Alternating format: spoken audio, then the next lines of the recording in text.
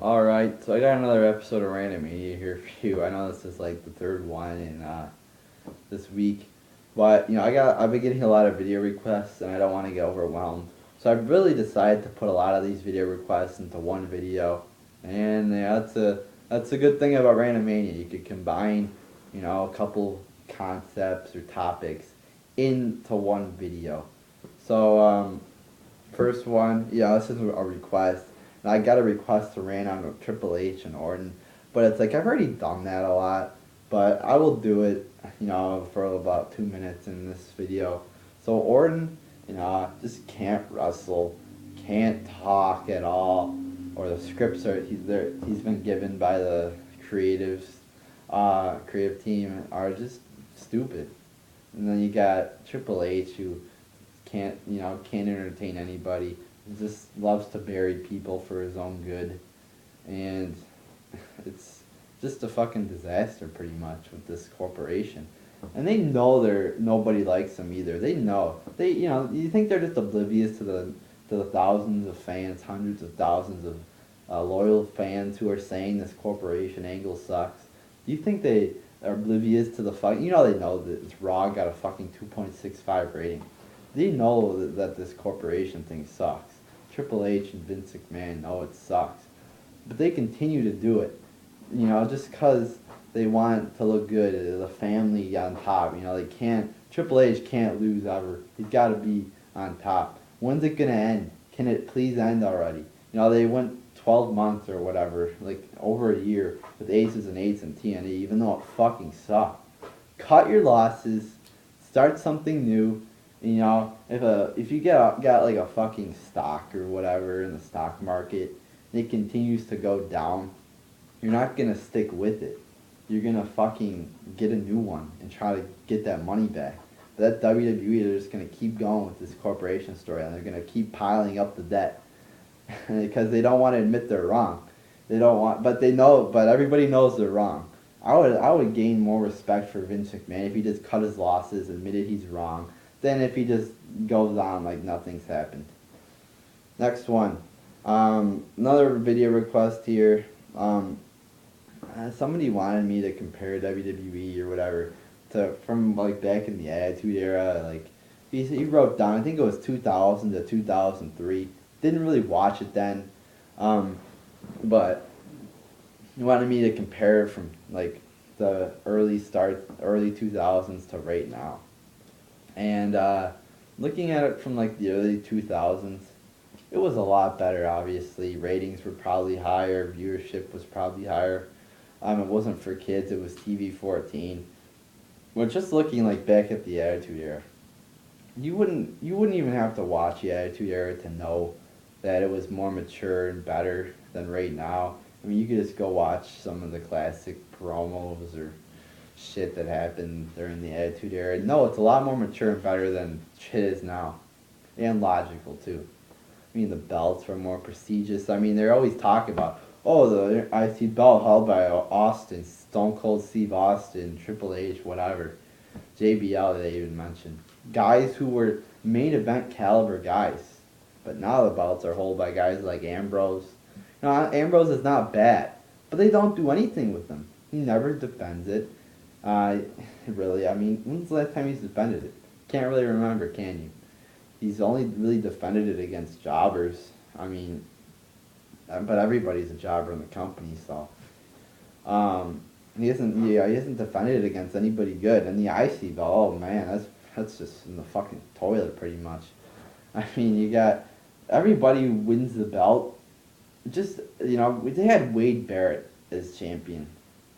I know Wade Barrett loses and then leaves TV for like 5 months or something, and then comes back as Bad News Barrett. How can you make a title look like it's prestigious when you got people like that holding the belt? Then they have a Miz on it who fucking loses every week. They got Curtis Axel, who was also a jobber champion. Now they got Biggie Langston, who's not better than any of those three guys who held the belt. So, just everything about this era is so much worse than it was during the Attitude Era. Next one, another video request here. Somebody asked me to talk about how WrestleManias suck nowadays. Uh, you know, especially WrestleMania 29 sucked.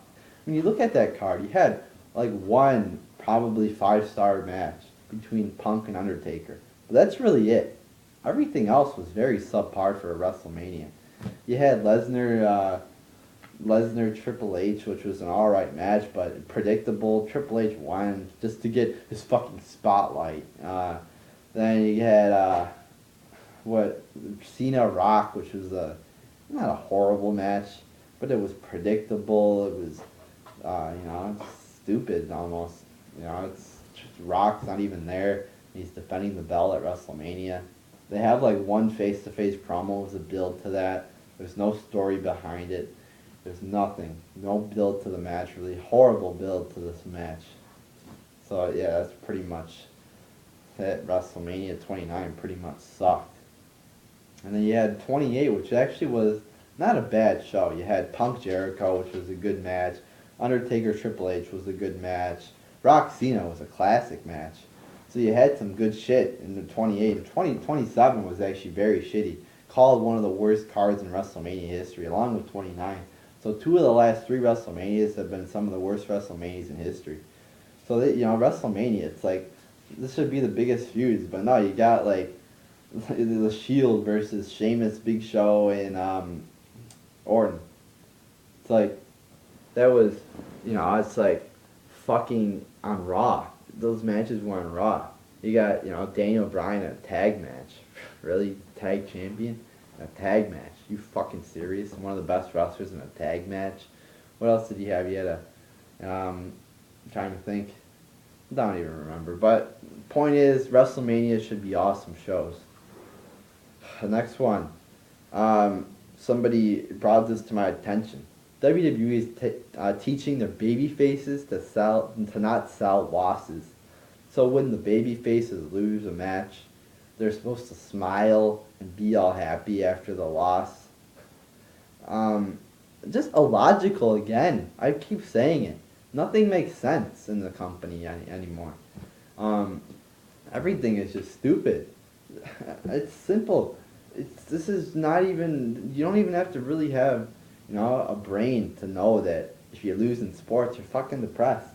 Now, if you're playing a team in sports, let's say baseball or whatever sport, after the team loses, they don't go, running around, smiling, yeah, we lost, yeah, we lost.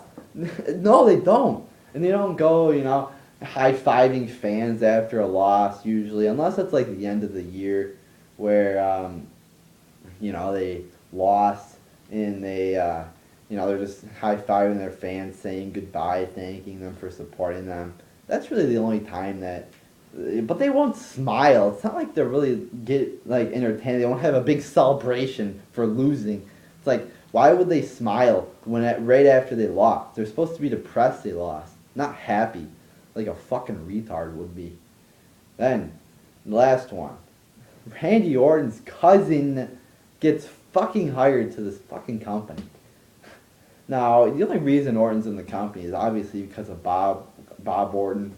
The only reason he got a tryout, I believe he just went straight to FCW I think it was OVW at the time. He went straight to OVW, just not even in the Indies, just straight there because of Bob Orton. And then he got fucking promoted because of Triple H. Oh, he's gonna be the top star in 10 years. And then he is, of course, because Triple H loves him. And then Orton's cousin. This guy might be a great wrestler. I don't know. I don't even know who his fucking name is. But I'm just saying. Chances are this guy fucking sucks. I might get around to checking him out. Looking how good he is in the ring, blah, blah, blah, blah. Seeing if he's an entertaining guy. But chances are this guy fucking sucks. Or he's not good enough to be a superstar in the WWE. Because Orton sucks as well. So chances are this is just political bullshit, family, hiring new people for the family, because they're in the family of Orton. So, and you never even heard of this guy, I don't think. They name him Orton's cousin. They don't give him a formal name or anything. So he can't be that good, can he? if you never even heard of him really before. I will check into that more. I know that the story was on Bleacher Report. I probably should have looked it up more, but fuck it. You know, he probably sucks. I'm predicting that he sucks and has very little to no talent. So yeah, there's my Rantamania. If you want to recommend any topics, tell me, alright? Because, you know, I will do what my fans want me to do. Unlike the fucking WWE. So there you go, Rantamania. I think it's episode 7. There you go, people.